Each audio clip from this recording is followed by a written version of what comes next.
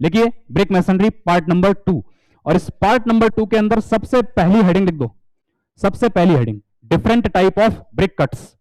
पहले अपने को यह पता होनी चाहिए क्लोजर क्या होता है, बेट क्या होती है, स्ट्रेचर क्या होता है, हेडर क्या होता है, यह अपने को पता होना चाहिए। So different types of brick cut, different types of brick cut.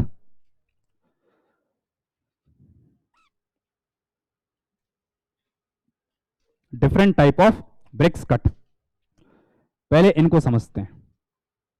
ठीक है, इसके अंदर है नहीं है, कोई नहीं। सबसे पहली बात, सबसे पहली बात लिखो स्ट्रेचर। सबसे पहली बात स्ट्रेचर, सबसे पहली बात स्ट्रेचर। स्ट्रेचर के बारे में लिखना लॉन्गेस्ट फेस, स्ट्रेचर के बारे में लिख दीजिए longest face of brick, longest face of brick, longest face of brick, इसको कहा जाता है स्ट्रेचर एस। इसका डायग्राम भी बना देना। सोच के बताओ भाई कितने स्ट्रेचर फेस मिलेंगे आपको सिंगल ब्रिक में, हैं? स्ट्रेचर फेस, फेस की बात कर रहा हूं मैं, फेस की। स्ट्रेचर फेस कितने मिलेंगे आपको एक सिंगल ब्रिक में? 19 वाली डायमेंशन के फेस कितने मिलेंगे? कोई कह रहा है 1, कोई कह रहा है 2, कोई कह रहा है 4। अपने घर की बात है क्या? अपने हिसाब से बनाते हैं ब्रिक को हम। जो स्टैंडर्ड ब्रिक है उसके अंदर कितने फेस मिलेंगे? 19 वाले 4 मिलेंगे, 2 तो चौड़े और 2 चपटे।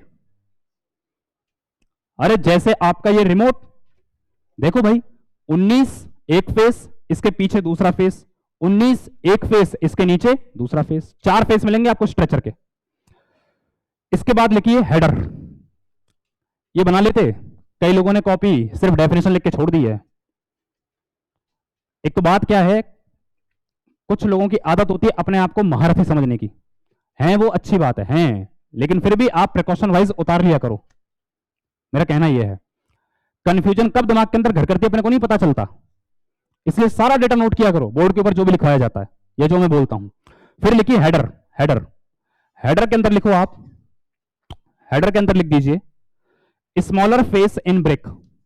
हेडर के अंदर लिख दो smaller face in brick, smaller face in brick, और इसकी डायमेंशन क्या होगी? 9। Smaller face in brick header.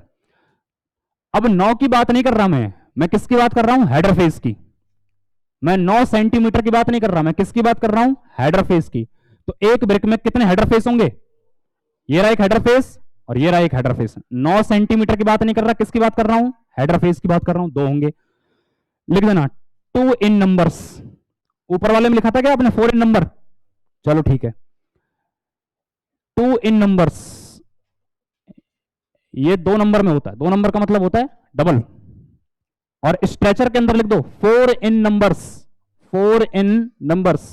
Stretcher face 4 मिलेंगे आपको 19 सेंटीमीटर के, हेडर फेस आपको 2 मिलेंगे। तो सबसे पहली बात तो ये थी।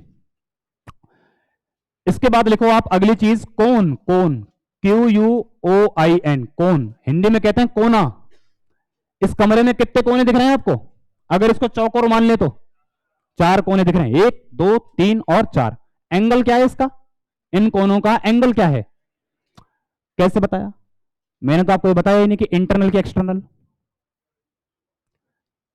बाय डिफॉल्ट चौकोर शेप के अंदर एक्सटर्नल और इंटरनल एंगल कितना होता है? 90 होता है।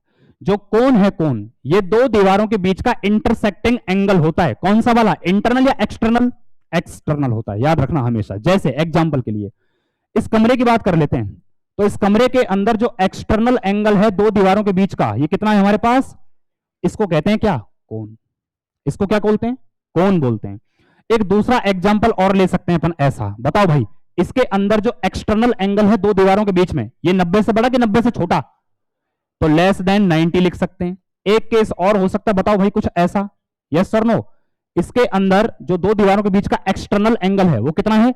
More than 90 degree. तो सवाल आएगा कि कोन का एंगल हो सकता है 90 डिग्री, 90 से बड़ा, 90 से छोटा, लास्ट में बोल देगा ऑल ऑफ अबव। क्या लगाओगे? कुछ भी हो सकता है, ये प्रूफ कर दिया मैंने। उतारिए कोन। कोन के बारे में लिखो पहले आप, it is a external angle. मेरी ड्राइंग कितनी अच्छी है। It is external angle, it is external angle between two walls. क्यों भाई राहुल, राइटिंग डायग्राम अच्छा है ना मेरा? मैनुअल एंड डिजिटल लिखिए, it is a external angle between two walls. ठीक है, उतार सकते हो डायग्राम को, इस डायग्राम को उतार सकते हो, उतार लिया है?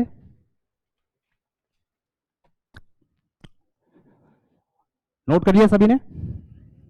चलो इसके बाद सबसे पहले लिखते हैं क्लोजर, सबसे पहले लिखते हैं क्लोजर, सबसे पहले हमारे पास क्लोजर। अब इस क्लोजर की बात करते हैं,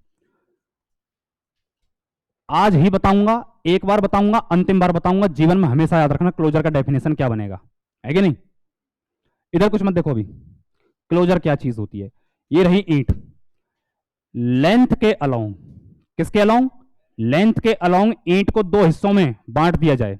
अब ये हिस्से कैसे भी हो सकते हैं, इक्वल भी हो सकते हैं, अनइक्वल भी हो सकते हैं, बस कट लगाना है कैसे? लेंथ के अलोंग। अच्छा, लेंथ के अलोंग जा रहा हूं, किसके अक्रॉस हूं?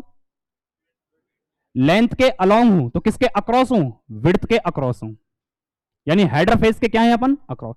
स्ट्रेचर के तो अलोंग हैं और हेडर के क्या हैं? अक्रॉस। तीन तरीके की डेफिनेशन बन गई इसकी, तीन तरीके की डेफिनेशन बन गई। सबसे पहले कट अप्लाई किया है लेंथ के, विड्थ के, स्ट्रेचर के, हेडर के, याद रहेगा?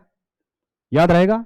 इस टाइप के कट से जो हिस्सा मिलेगा ब्रिक का, क्या कहेंगे इसको अपन? क्लोजर। देखो जरा डायग्राम के अंदर, यही हो रहा है, यही हो रहा है। क्या कह रहे हैं? It is the portion of the brick cut along the length is called closure. लिखिए भाई इसको, डायग्राम भी उतार लेना तीनों के तीनों। बड़ा करूं थोड़ा पीछे, या दिख रहा है? थोड़ा सा बड़ा कर दूंगा, सही है? चलो एक बार देखते हैं बड़ा करके कैसा है। अब सही है?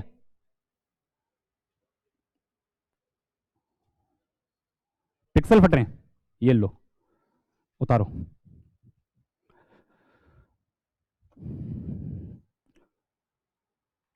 बैट इसका उल्टा होता है, बस इतना याद रखना, बैट इसका उल्टा होता है।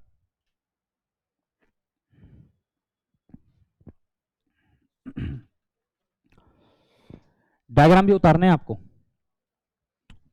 और ऐसे उतारना थ्री में, कोई मुश्किल काम नहीं है, आप सब कुछ कर सकते हो, आप में दम है। उतारिए, बहुत ही अच्छे, लगभग सबने बना लिया है। इतने बदमाश लोग हैं, समय निकलवाने के चक्कर में लिखना ना पड़े, कह रहे हैं नहीं बनाया, सब बनाकर बैठे और बढ़िया बनाकर और बैठे, ये और है। एक दो जनों के हाथ थोड़े इधर उधर हो गए, लेकिन वो ठीक है, समझ जाएंगे। ये बदमाशी तुम करते हो, पता लग गया मेरे को। अब लिखना ना पड़े इसलिए कह रहे हैं कि नहीं बनाया, अभी चलने दो, ठीक है? मैं ध्यान रखूंगा अब इस पे। लिखो क्विन क्लोजर, जहां देख रहा हूं, जहां नजर मार रहा हूं, टकाटक डायग्राम दिख रहे हैं मेरे को। देखिए, इसके बाद हेडिंग क्विन क्लोजर, इसके बाद हेडिंग लिख दो क्विन क्लोजर। डायग्राम मत बनाना इसका, क्योंकि बना चुके हो आप, सिर्फ डेफिनेशन लिखनी है अपने को। देखिए, when a brick is cut along, इसका डेफिनेशन लिख देना। When a brick is cut along the length, when a brick is cut along the length, cut along the length, making it to equal, making it to equal halves, to equal halves, it is called quin closer, it is called as quin closer, HALVES, halves, it is called quin closer। बात एक ही होती है, आधा। It is called queen closure. एक तो definition बनती है ये, और अथवा एक सेकंड डेफिनेशन और बना इसका यहां पे, अथवा a queen closer is a broken piece of brick,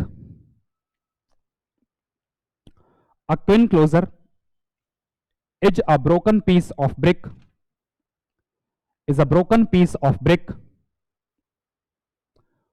whose width is half, whose width is half, whose width is half of original brick, of original brick, of original brick, of original brick. देखिए it have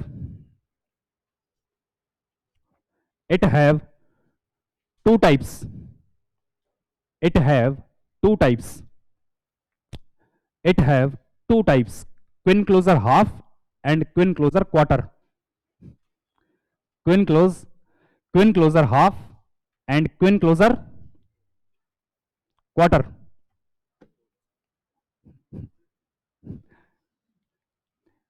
Quinn closure half and queen closure quarter.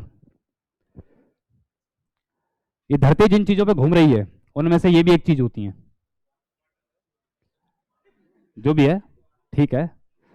इसके बाद लिखो आप, इसके बाद लिखो आप king closure, king king KING, king closure. अब ये क्लोजर के टाइप चल रहे हैं सारे, क्विन क्लोजर कंप्लीट है हमारा, अब लिखिए किंग क्लोजर, किंग क्लोजर। देखो क्या लिखा हुआ है, क्या लिखा हुआ है, it is obtained by cutting out a triangular portion.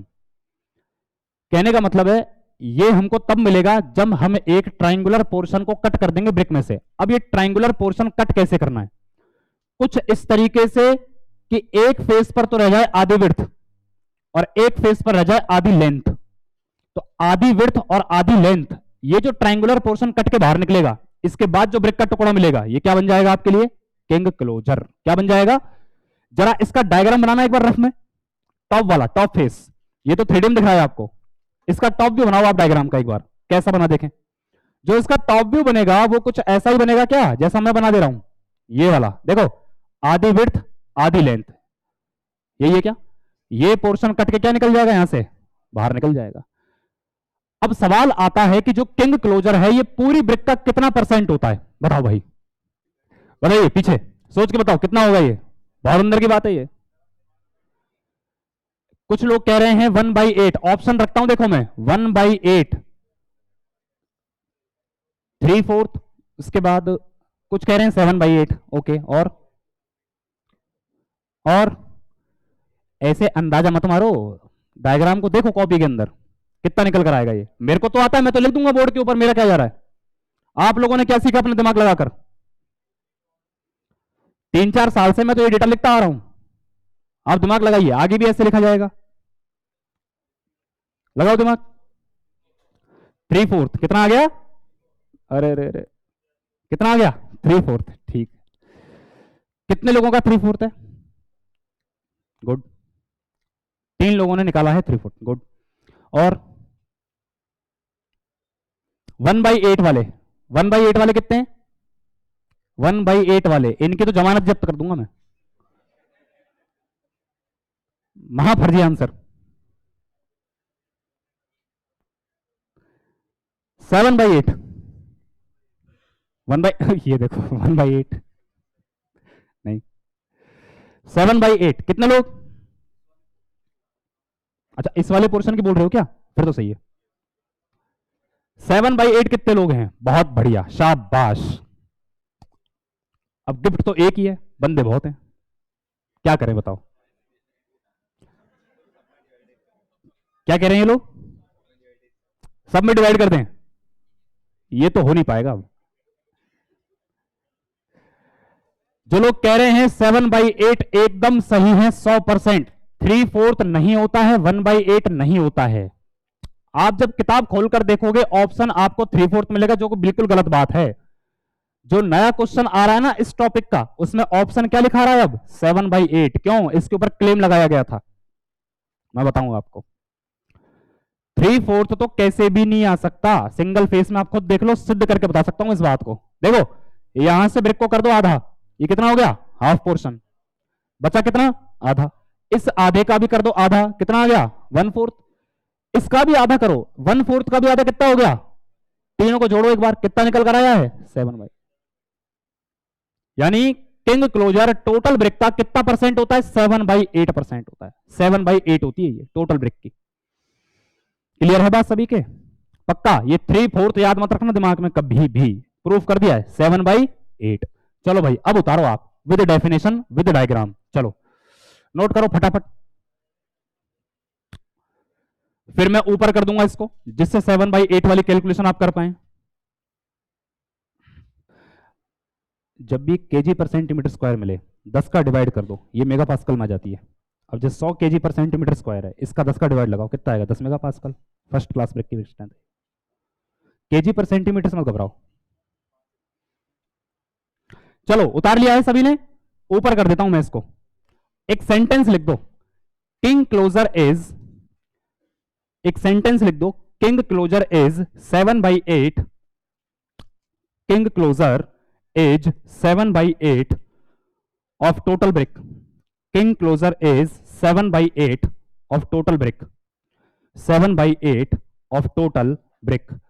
अब 7/8 कैसे होती है इसको शो कर लेते हैं, इसको शो कर लेते हैं। तो इस कैलकुलेशन को भी आप लोग उतार लेना।